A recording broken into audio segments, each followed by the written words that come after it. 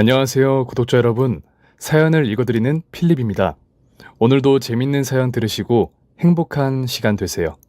그럼 사연 시작하겠습니다. 저는 올해로 57살이 된 두 아이의 엄마입니다. 사실 첫째인 아들과 저는 피가 전혀 섞이지 않은 사이예요. 하지만 아들이 10살이 되던 해에 우연치 않게 만나게 되었고 그 이후로 12년 가까이 함께 해왔습니다. 너무 고맙게도 아이는 무럭무럭 자라 어느덧 어엿한 대학생이 되었어요. 초등학교 3학년이었던 꼬꼬마가 이제는 제가 10달 동안 품었던 딸아이보다도 더 의지할 수 있을 정도로 듬직해졌네요. 사실 저희 가족에게는 비밀이 있습니다. 여태껏 어디 가서 흉이 될까 숨기고 있었던 진실이지만 이렇게나마 털어놓고 싶어서 사연을 보내기로 마음을 먹었네요. 저는 아이들이 대학교에 들어가던 지난해 제 두 번째 남편이자 아들 녀석의 아빠인 남자와 이혼을 했어요.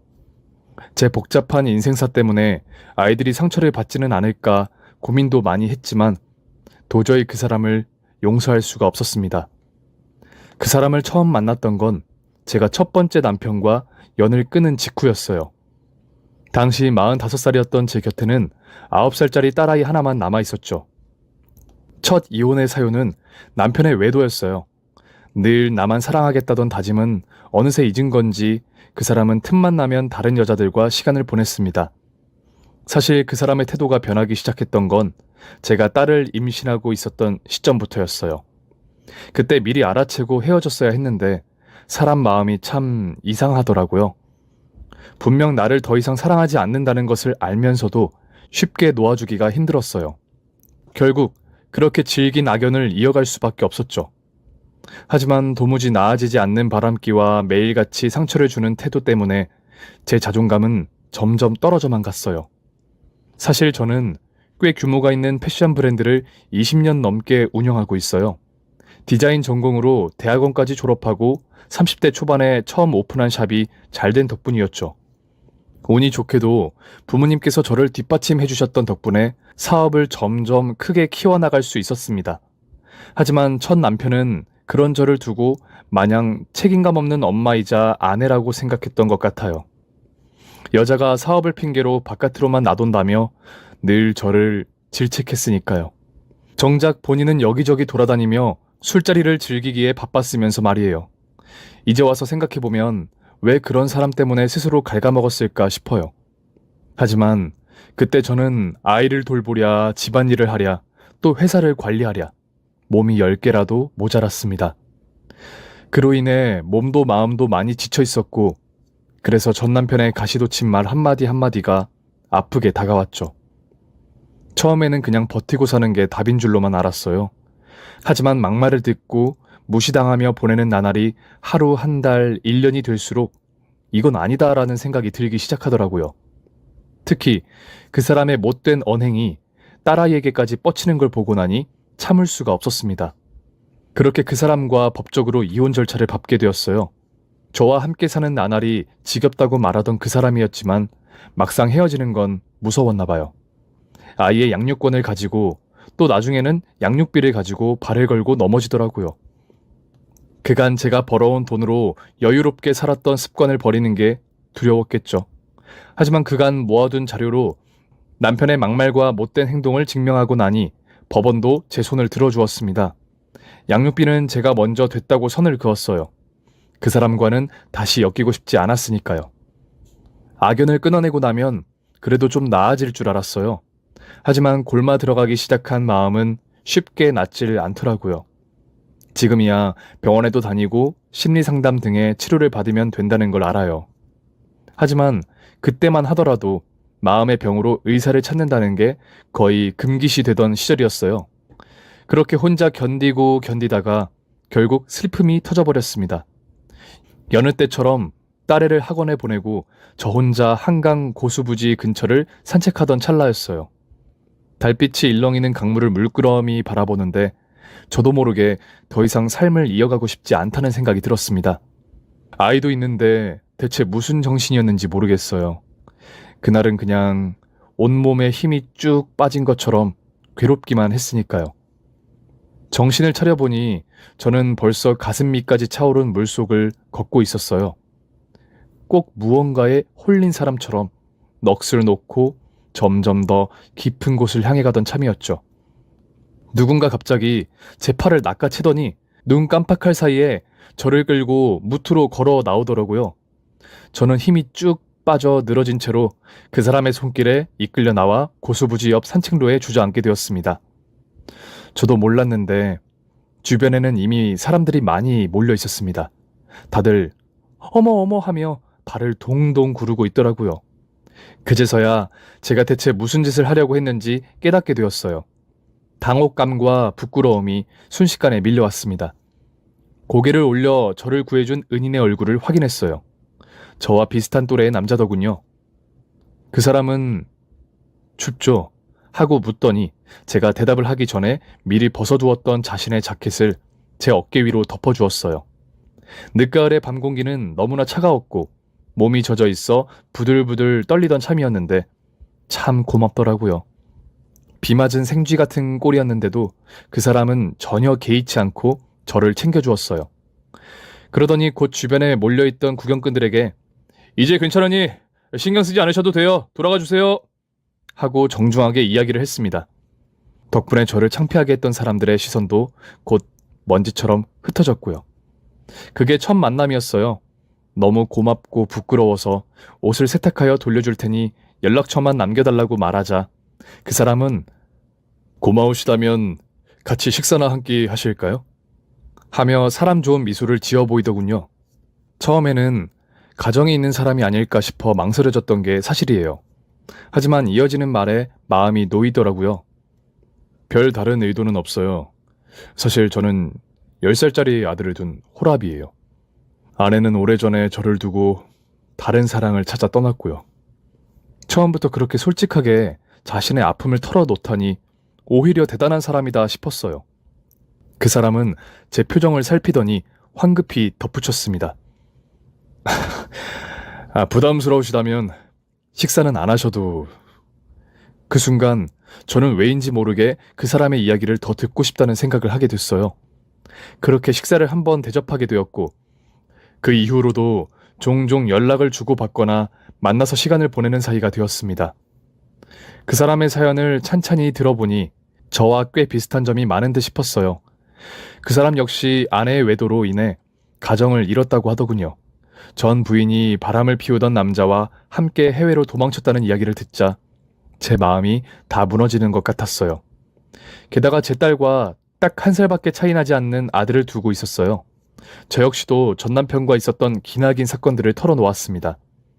그렇게 서로의 이야기에 공감을 하며 좋은 친구로 또 어느새 연인으로 발전하게 되었네요.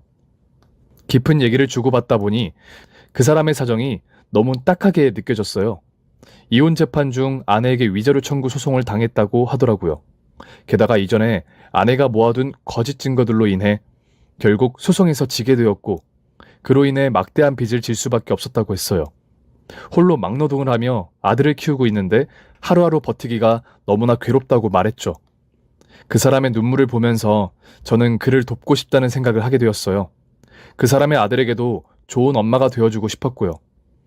또한 저 역시도 딸애를 아빠 없는 아이로 키우고 싶지는 않았기에 결국 만난 지 반년도 되지 않아 저는 그 사람과 조촐한 결혼식을 올리고 집을 합치게 되었습니다. 그 사람은 제가 정신적으로 회복할 수 있도록 많은 도움을 주었어요.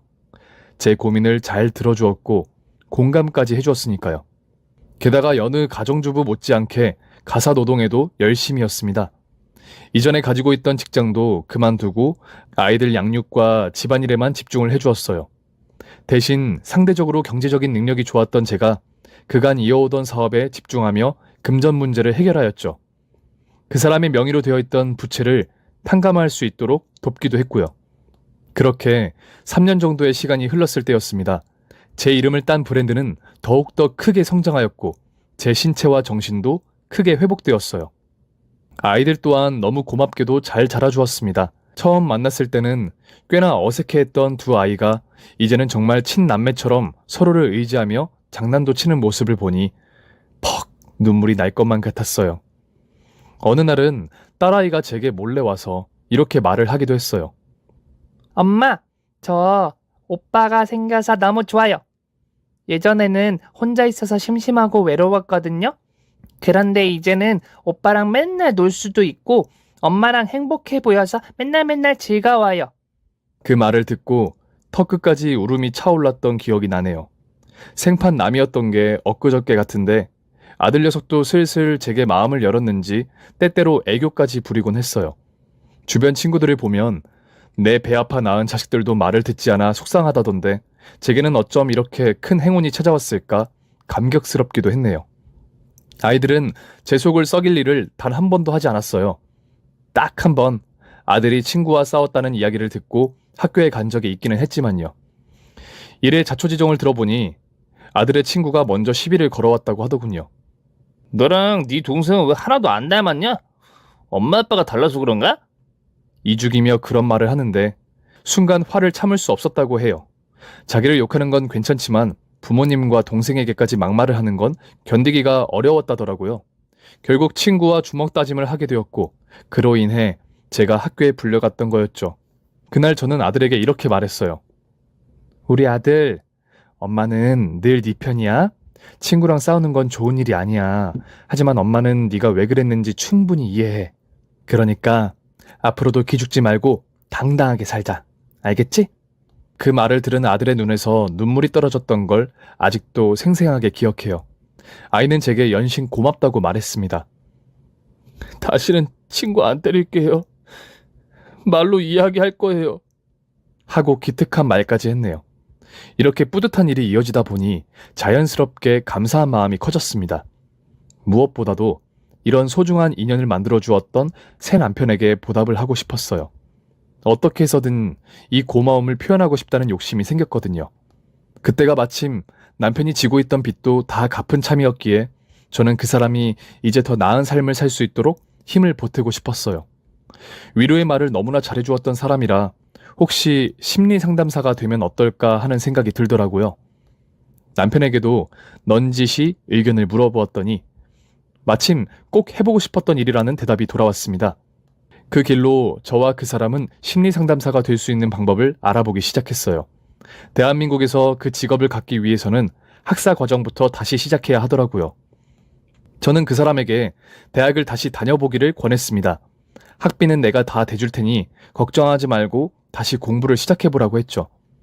아이들도 이제 자기 밥은 알아서 챙겨 먹을 정도로 큰 상태였으니까요.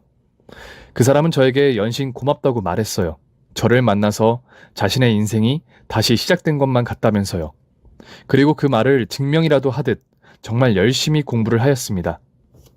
늦은 나이에 다시 시작한 대학 공부가 어려웠을 텐데도 잘 해내더라고요. 처음에는 사이버 대학교에서 학사를 준비했어요. 살림을 놓고 싶지는 않다면서 말이에요. 그러다가 4년 뒤에는 학위를 취득하게 되었고 서로 상의를 한 끝에 대학원 공부는 학교를 오가며 해보기로 했습니다. 그 무렵부터는 제 사업도 꽤 자리를 잡았기 때문에 저도 살림을 함께 할 수 있었어요. 당시를 돌이켜보면 그때만큼 행복했던 나날이 또 없었던 것 같아요. 평일에는 저와 그 사람이 번갈아가며 집안일을 했고 아이들을 돌봤습니다. 주말이 되면 내 식구가 모두 모여 가까운 근교로 남아 외출도 했죠. 어느새 두 아이들은 고등학생이 되었고 애들 아빠는 어엿하게 대학원을 졸업한 뒤 임상교육을 받기 시작했습니다. 그 전에는 전혀 다른 일을 하고 있었다는 게 놀라울 정도로 실력이 출중하더라고요. 법적으로 정해진 교육을 다 이수하기 전까지는 경제적 이익을 얻기가 힘들었기 때문에 여전히 저희 가족들의 생활비와 식비 등은 제가 지불하고 있었어요. 애들 아빠는 이런저런 스케줄로 너무 바빴기 때문에 가사 일도 저와 아이들이 적당히 나누어 진행했고요. 너무나 순하고 착한 아이들이라 본인들 공부하기에도 바빴을 텐데 군소리 한번 하지 않고 잘 따라주었어요. 그렇게 시간은 점점 더 흘렀고 애들 아빠는 드디어 꿈꿔왔던 직업을 가지게 되었습니다. 처음에는 전문센터에 취직하여 심리상담사로 일을 했어요. 그러다가 좋은 기회가 되어 책을 내게 되었고 그 책이 또 입소문을 타서 여기저기 강연을 하러 돌아다니기 시작했어요. 그리고 그때부터 그 사람은 점점 변하기 시작했습니다. 물론 바깥일을 하기 시작했으니 피곤했겠지요. 하지만 그 사람은 점점 집안일에는 관심을 두지 않게 되었어요. 아이들이 곰살맞게 굴어도 냉담한 반응만 돌아왔고요. 처음에는 뭔가 이상하다는 느낌만 들 뿐이었습니다. 그래도 원체 나쁜 사람은 아니니까 지금은 당장 일이 많아서 그러는 걸 거야 하며 저 자식과 아이들을 달랬어요. 그 와중에도 그의 명성은 점점 높아져 갔습니다. 여러 학교와 공기업, 심지어는 이름만 대면 누구나 알 법한 대기업까지 오가며 마음치유에 대한 강연을 하게 되었을 정도였으니까요. 그 사람을 찾는 곳은 매일 늘어만 갔어요. 그리고 나서 1, 2년 정도는 정신없이 세월이 흘렀습니다. 큰아이는 고등학교 3학년이 되어 입시 준비를 하고 있었고, 작은아이 역시 자신이 배우고 싶은 전공을 대비하느라 매우 바빴어요. 큰애는 공부머리가 참 좋았어요. 그래서 외고에 진학을 했고 기숙사에 살며 집에는 주말에만 겨우 올 수 있었습니다.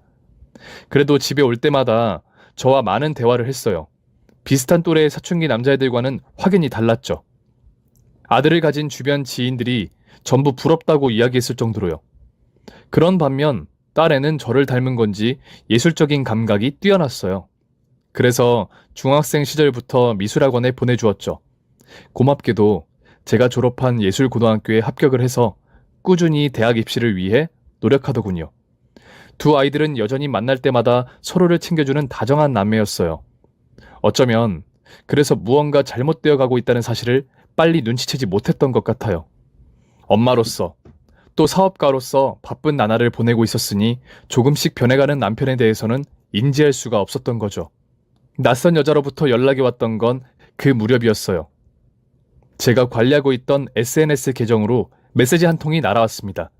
정말이지 간결한 물음이었어요. 김경수 씨 아내분 되시나요? 라는 한 문장이 전부였거든요. 그런데 그 메시지를 확인하는 순간 제 머릿속은 온갖 생각으로 뒤엉켰습니다. 이혼한 전 남편과 있었던 일들이 다시 반복되는 건 아닐까 하는 걱정이 가장 컸어요.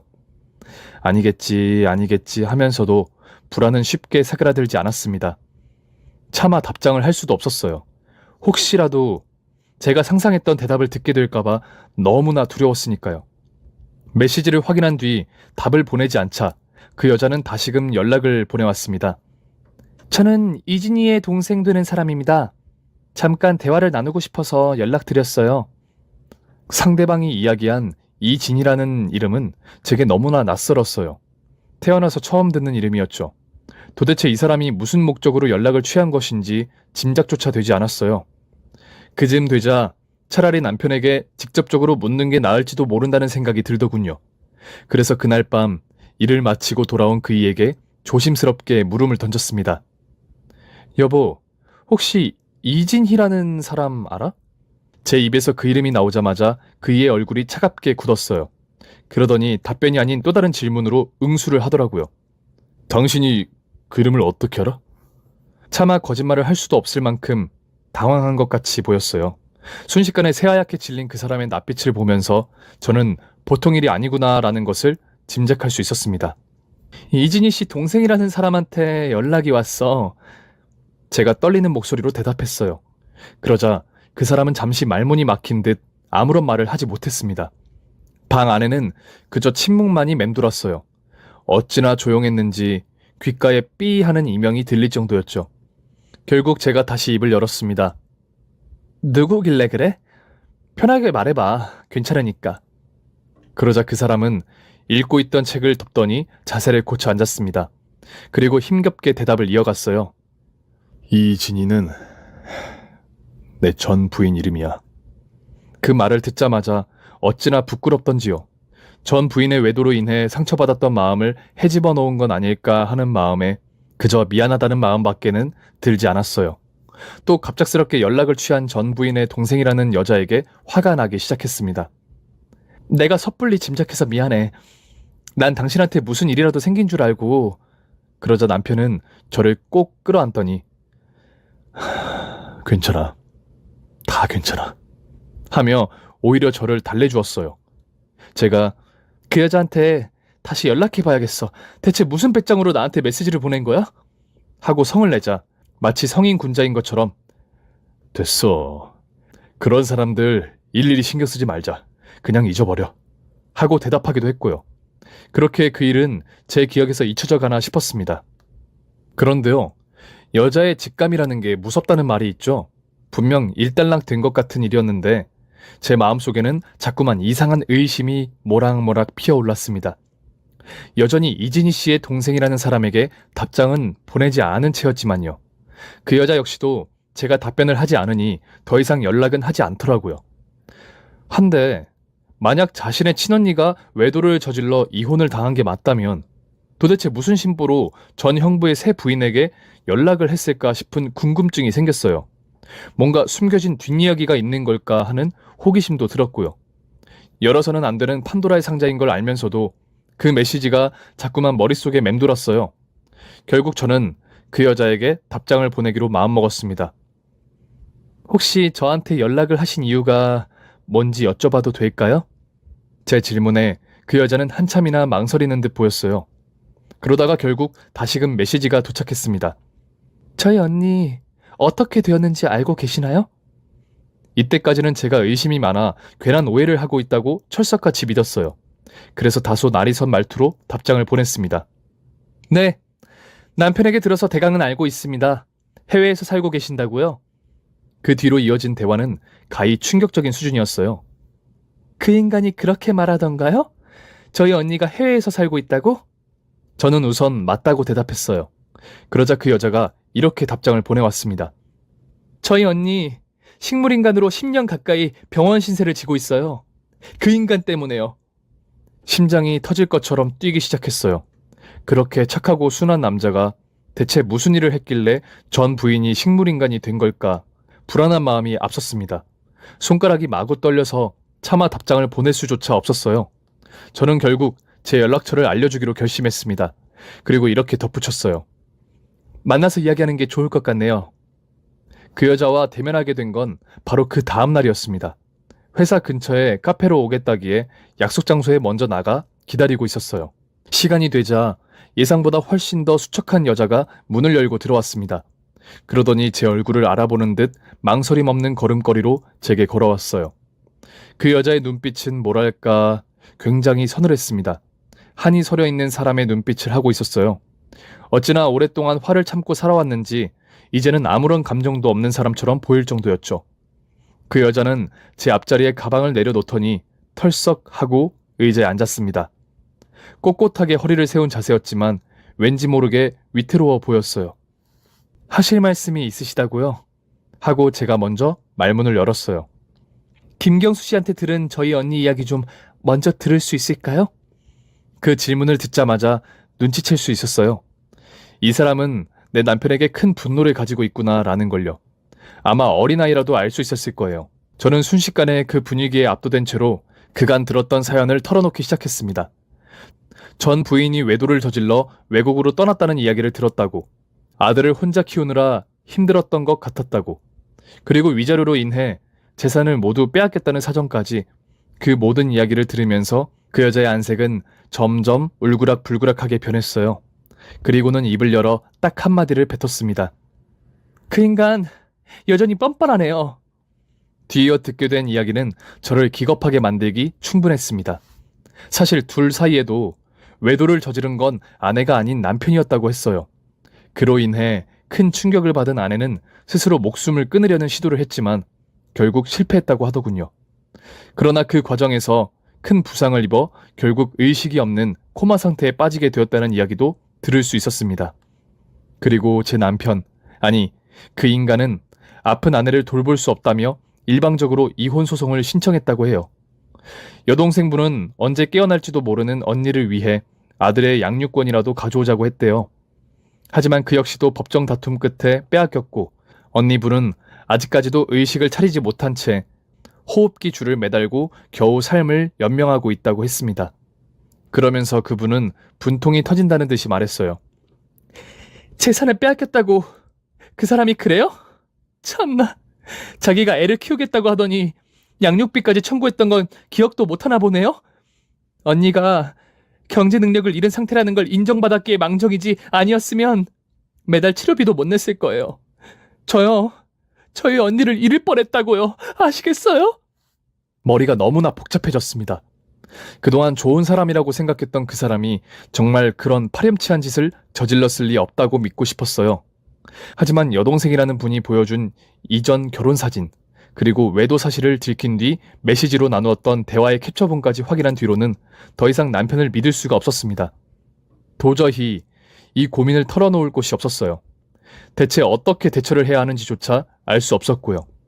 그래서 그저 혼자 끙끙 앓으며 또 한 해를 보냈습니다. 이전에 그런 일을 저질렀다고 해도 저와의 관계에서는 아직 아무런 문제가 없는 사람이었어요. 또 2번의 이혼을 겪고 싶지는 않다는 마음도 컸습니다. 무슨 생각으로 그 시기를 이겨냈는지 모르겠어요. 집에 돌아가는 게 끔찍이도 싫었습니다. 그 사람이 기다리고 있을 테니까요. 아이들의 얼굴을 볼 때마다 그저 죄책감밖에는 들지 않았어요. 이 아이들은 무슨 죄가 있기에 2번씩이나 이런 큰일을 겪어야 하나 싶었거든요. 때문에 한동안은 사업에만 매달리며 보냈네요. 남편이 있을 때는 침실에 들어가는 것조차 힘들었어요. 매일같이 거실 소파에서 쪽잠을 잤고 가끔은 소리 죽여 우느라 한숨도 자지 못하는 경우도 있었습니다. 그러면서도 시간은 꾸준히 흘러갔고 아들은 서울권 명문대학에 합격했어요. 이듬해 딸아이도 희망하던 예술대학교에 입학할 수 있었고요.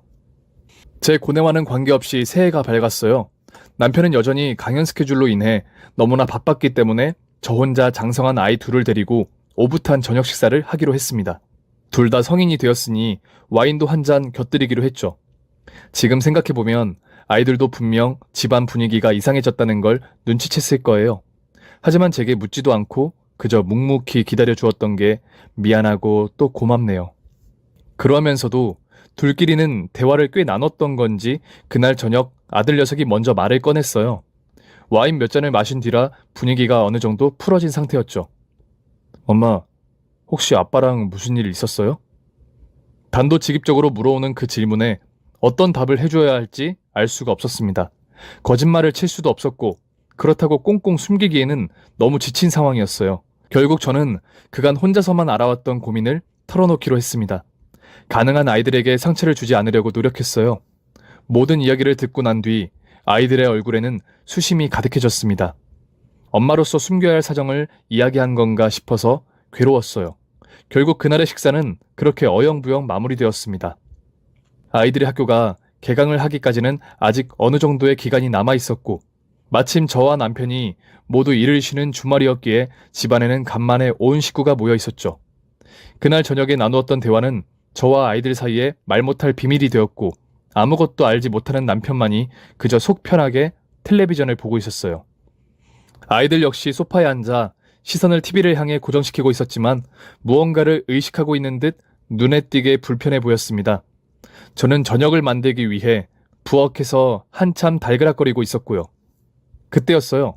갑자기 남편의 휴대폰이 큰 소리로 울리기 시작했습니다. 화면을 확인한 그 사람은 헐레벌떡 일어나 휴대폰을 챙기더니 방문을 닫고 들어갔죠. 무슨 통화를 하는지 알 수는 없었지만 무언가 숨기는 게 있다는 것 정도는 알 수 있었네요. 아이들의 표정을 확인하고 싶지 않아서 애써 들리지 않는 척 모르는 채 하고 있었습니다. 한참 뒤 남편이 방에서 나왔어요. 팔에는 겨울용 외투를 걸친 채로요. 나 잠깐 일이 생겨서 나갔다 올게. 먼저 저녁들 먹고 있어.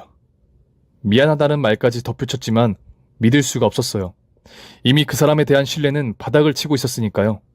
아이들은 저의 눈치를 살피며 잘 다녀오세요 하고 인사를 했습니다.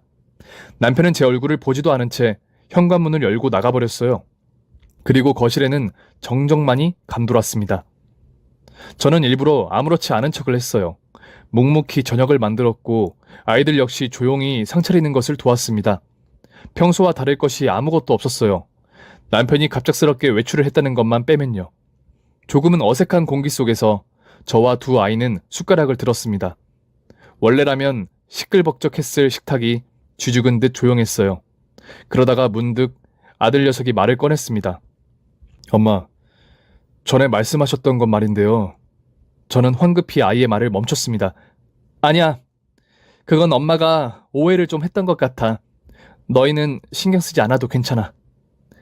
하지만 아들은 제 동생과 시선을 한번 주고받더니 결의에 찬 표정으로 말을 이어나갔어요. 아빠가 다른 사람을 만나는 것 같아요. 비참하다는 기분이 앞섰어요. 여자로서 2번이나 버림을 받았을 뿐만 아니라 아이들에게도 지울 수 없는 흉을 남긴 것 같았으니까요.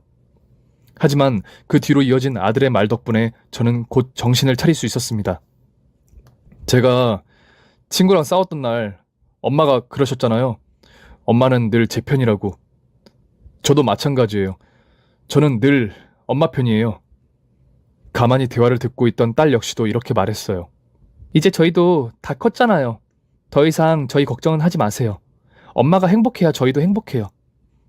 그날 아이들을 꼭 끌어안고 소리 죽여 울었네요. 그간 듬직한 엄마가 되기 위해 제 슬픔과 아픔은 감춰왔는데 어느새 다 큰 아이들이 저를 위로했다는 사실이 너무나 크게 다가왔어요. 게다가 아이들의 이야기를 들어보니 제가 정신없이 직장 생활을 하는 동안 남편이 외도를 저질렀다는 사실이 분명해졌어요. 그제야 퍼즐이 하나 둘씩 맞춰지는 것 같았습니다. 유독 진하게 풍기던 여자 향수 향기, 애써 모르는 척했던 빈번한 전화통화. 그날부터 저는 아이들의 말 맞다나 제 행복을 찾기 위해 노력하기 시작했어요. 변호사의 도움을 받아 각종 증거들을 남겼고 제 고통을 증명하기 위해 병원 진단서도 발급받아 차곡차곡 모았습니다. 어느 정도 준비가 되면 그걸 공개하고 남편과 이혼할 생각이었어요. 하지만 제 예상과는 다르게 그 사람은 너무나 빠른 속도로 변해버렸어요. 주변 사람들로부터 제 남편이 다른 여자와 단둘이 있다는 이야기를 듣게 되었고 그 사람 역시 제가 눈치챘다는 사실을 깨달았거든요. 그 사람은 더 이상 숨길 이유가 없다고 생각했는지 제게 먼저 이혼을 통보했습니다. 애들도 다 컸으니 이제 솔직하게 말할게. 사랑하는 사람이 생겼어. 서류에 도장만 찍어주면 군말 없이 깨끗하게 떠날게. 그 말을 듣는 순간 어찌나 기가 차던지요. 저는 처음으로 그 사람과 언성을 높여 싸우기 시작했습니다. 내가 당신 속내를 모르는 줄 알았지? 당신 전부인 사이에서 있었던 일들 나 다 알고 있어. 난 당신 군말 없이 못 보내. 나 덕분에 쌓인 명성 다 뱉어놓고 가. 그 사람은 제가 모든 사실을 알고 있으리라고는 차마 짐작조차 못했나 봐요. 계속해서 제가 잘못 알고 있는 거라고 발뺌을 하더군요. 그 뻔뻔한 모습을 보고 있으려니까 헛웃음이 나왔습니다. 그날로 그 사람은 짐을 챙겨 집을 나가버렸어요. 어디서 뭐라고 지내는지 궁금하지도 않았습니다. 아이들도 아버지에 대한 큰 배신감을 느낀 건지 연락을 아예 끊어버린 것 같았어요. 제 이름 앞으로 꾸준히 이혼 신청 서류가 배송되어 왔지만 저는 그 사람에게 답장을 보내지 않았어요. 너도 한번 소갈이 좀 해봐라 라는 마음이었죠. 그러던 어느 날이었어요. 갑자기 잊고 있던 번호로 전화가 걸려왔습니다. 이진희 씨, 그러니까 그 인간 전 부인의 여동생 되는 분이었어요. 그분은 떨리는 목소리로 제게 말을 꺼내왔습니다. 그쪽 남편이 저희 가족을 고소했어요. 말을 들어보니 저에게 과거 일을 언급한 것을 사유로 허위사실 유포로 인한 명예훼손을 주장하고 있다고 하더군요. 그 인간의 밑바닥이 대체 어디일지 궁금해졌습니다. 여동생분은 제가 아직 그 인간과 함께 살고 있는 줄 알더라고요. 그래서 그간 있었던 일을 이야기해 주었습니다. 제 이야기가 끝나자 그분은 제가 증인이 되어 소송에 참여해 줄 수 있겠냐고 부탁을 해왔어요. 과거 일에 대한 증거는 본인이 가지고 있으니 법적인 배우자로서 제가 겪었던 일을 이야기해 주기만 하면 된다고요. 그분에게는 더 이상 소송에 쓸 비용은 물론 위자료를 물 돈도 없었어요. 때문에 승소를 하는 것이 무엇보다도 중요한 상황이었죠. 결국 저는 여동생분의 재판에 참여를 하게 되었어요. 같은 여자로서 식물인간이 된 전 부인분에게 조금이라도 도움이 되고 싶었으니까요. 그래서 제 변호사를 동원해서 법적 지식들을 알아보았고 그분 가족들을 위한 소송 비용도 제가 전부 부담하기로 했습니다. 재판이 있던 당일 증인석에 선 제 모습을 보고 그 인간이 어찌나 당황을 하던지 사진으로 찍어놓고 싶은 심정이었어요. 당황스럽게도 법원은 여동생분의 손을 들어주었어요. 또한 무고죄로 걸어두었던 맞고소 역시 여동생분의 승리로 끝이 났고요. 너무나 좋은 일이었지만 제가 받은 상처를 모두 되갚아주기에는 부족했습니다. 남편이었던 인간은 매일같이 제게 전화를 해서 협박까지 일삼기 시작했어요. 자신은 이제 잃을 것이 없다며 당장 이혼해주지 않으면 큰일을 내겠다고 위협까지 했죠. 하지만 제 돈으로 딴 학위로 상담과 강연 일을 하고 있으면서 잃을 게 없다고 말하는 태도가 우스웠습니다. 어떻게 하면 제대로 복수를 할 수 있을지 고민하던 참이었어요. 퇴근을 하고 돌아오자 아들 녀석이 저를 부르더군요. 잠시 시간을 내줄 수 있냐고 묻기에 알았다고 하며 식탁에 마주 앉았어요. 그러자 아들이 뜻밖의 이야기를 꺼내기 시작했습니다. 엄마, 저는 엄마가 속 후련하게 되갚아주는 걸 보고 싶어요. 그래서 준비한 건데 아들 녀석이 건넨 건 USB 드라이브였어요. 한번 살펴보세요. 도움이 될 수 있었으면 좋겠네요. 건네받은 USB를 노트북에 꼽고 확인하자 그 안에는 그 인간이 전 아내에게 퍼부었던 막말과 더불어 각종 증거들이 빼곡하게 담겨 있었습니다. 아마 소송이 끝난 후 아들 녀석이 직접 친어머니의 동생, 그러니까 자신의 친이모에게 연락을 해서 받아온 것이었어요. 그걸 보자마자 기막힌 복수 계획이 떠올랐어요. 그 사람이 가진 걸 전부 빼앗을 수 있는 방법이었죠. 마침 그 주 금요일에는 그 인간의 강연이 있었습니다. 유명 대기업 직원들을 대상으로 하는 꽤 큰 규모의 강연이었죠. 저는 그 인간이 쓰던 것과 똑같은 USB에 전 아내와의 녹음된 대화와 새로운 외도 상대와의 연락 내용을 동영상으로 편집하여 전부 담았어요. 그리고 아들에게 부탁하여 그것을 강연용 USB와 바꾸기로 했습니다. 아들에게는 엄마가 집에 있는 아빠의 물건들을 정리해서 보냈다 고 둘러대라고 언지를 주었고요. 그 인간은 언제나 강연을 위한 자료가 담긴 USB 드라이브를 몸에 지니고 다녔어요. 외투 안쪽 주머니에 그게 없으면 불안하다면서요. 그러니 약속 장소에 그 인간이 나오면 때를 봐서 외투에 있던 진짜 USB를 가져오고 저희가 준비한 가짜 USB를 넣어두는 게 계획이었습니다. 아직 바깥에는 그 사람의 잘못이 알려지지 않았으니 이렇게라도 공개를 해버리고 싶었죠. 나중에 고소를 당할지 모르겠지만 그건 아무렇지도 않았어요. 저야말로 잃을 게 없었으니까요. 아들은 성공적으로 임무를 마쳤어요. 이 이야기를 전 부인의 동생분에게 전달하니 혹시 본인이 가서 구경을 해도 되겠냐고 물어보시더라고요. 그 인간이 망신당하는 꼴을 보면 그간 쌓였던 억울함이 조금이나마 풀릴 것 같다면서요. 저야 당연히 그러시라고 말씀드렸습니다. 강연이 있는 장소가 어디인지도 알았기 때문에 미리 언지를 드렸어요. 그렇게 며칠이 지난 뒤 그 인간의 강연이 있는 날이 되었어요. 당시 현장에 있었던 여동생분의 말을 들어보니 속이 다 후련해지더군요. 약속했던 강연 시간이 되자 그 인간이 무대로 올라왔다고 해요. 장내에 있던 모든 사람의 시선이 무대 쪽으로 쏠렸고요. 계획대로 USB를 꼽고 강연용 파일을 클릭하자마자 그 커다란 빔 프로젝터 화면에 붉은 궁서체로 적힌 김경수 심리상담가의 실체라는 글씨가 떠올랐다고 해요. 아직 눈치조차 채지 못한 그 인간은 당당한 태도로 강의를 시작했대요. 하지만 바로 다음 화면에 적힌 바람상대와의 나쁘꾸런 메시지 캡처본이 떠오르자 순식간에 장내의 분위기가 어수선해졌다고 하더군요. 메시지의 내용은 대충 이런 식이었어요. 경수 오빠, 오늘 데이트 가능해요? 하고 여자가 물으면 그 인간은 오늘 결혼기념일이긴 한데 우리 예쁜이가 데이트하자면 얼마든지 가능하지 하고 답장을 보냈어요. 오빠 부인 너무 히스테리 부린다 하는 여자의 메시지도 고스란히 화면에 떠올랐죠. 게다가 전 아내분에게 그 인간이 보냈던 폭언 섞인 문자와 전 아내분의 병원 기록까지 그제야 이상한 분위기를 느끼고 화면을 확인한 그 인간의 얼굴이 어찌나 붉게 달아올랐는지 금방이라도 터져버릴 것 같았다고 하더라고요. 결국 마이크를 던지듯이 내려놓고 황급히 단상 아래로 내려온 그 인간은 노트북에 꽂혀있던 USB를 뽑아 부술 듯 밟았다고 해요. 하지만 그 인간의 민낯이 만천하에 알려진 이후였죠. 화를 참지 못해 고성을 지르더니 금방 경비의원 2명에게 끌려 퇴장했다더군요. 차라리 담담하게 사실이 아니라고 말했으면 수습이라도 가능했을 텐데 그 꼬라지를 보였으니 더 이상 강연을 하고 돌아다닐 수는 없겠다 싶었네요. 3시쯤에 끝나기로 예정되어 있던 강연이었지만 당연하게도 그 사람은 2시가 채 되지도 않아 제게 전화를 걸어왔습니다. 길길이 날뛰는 목소리로요. 당신! 나한테 이렇게 망신을 주고 그냥 넘어갈 수 있을 줄 알았어? 두고 봐. 내가 당신도 끌어내릴 테니까. 이렇게 된 거 같이 추락해보자고, 어? 그렇게 당당하게 호언장담을 해놓고도 그 인간은 결국 아무것도 하지 못했어요. 이미 사회적인 명성은 바닥으로 추락했고 바람 상대였던 여자에게도 차였으니까요. 그즈음 저 역시도 그 사람이 보내두었던 이혼 서류에 서명을 해서 제출했어요. 그 이후로 그간 강연을 해왔던 기업과 기관들에게 막대한 소송을 당하게 되었다고 하더군요.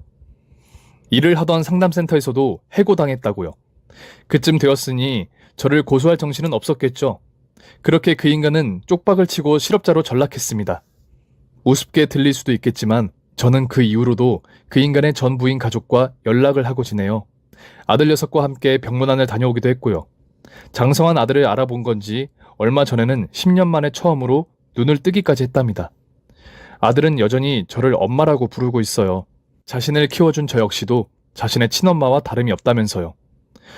저는 금전적인 여유가 되는 한 아들을 낳아준 친모의 치료비를 계속 지원할 생각이에요.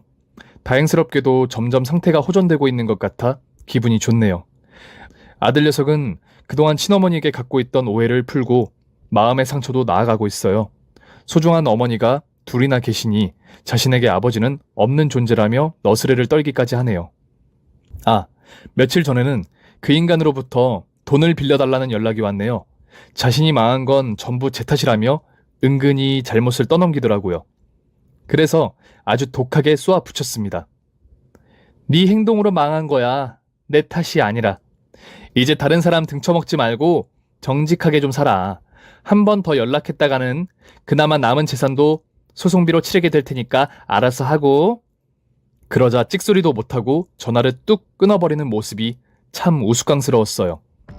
많은 일을 겪었지만 아들과 딸, 그리고 저까지 세 식구는 전에 없던 행복한 일상을 보내고 있어요.